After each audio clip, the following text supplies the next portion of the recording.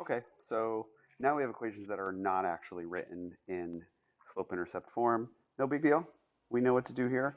We just write it in slope-intercept form. We're going to add 2x to both sides. Add 2x to both sides. And we get y is greater than or equal to 2x plus 3.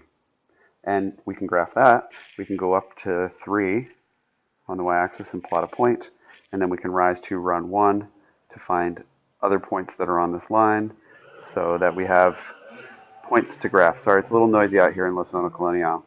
Um, and keep going in the other direction. And now I'm going to take my line tool and just draw a line there. And that's our line. Now, what do we do about this?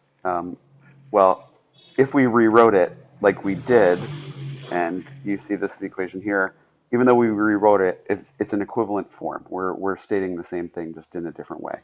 So we're saying y is greater than or equal to. Or equal means we include the line, and greater than means we shade the area above it.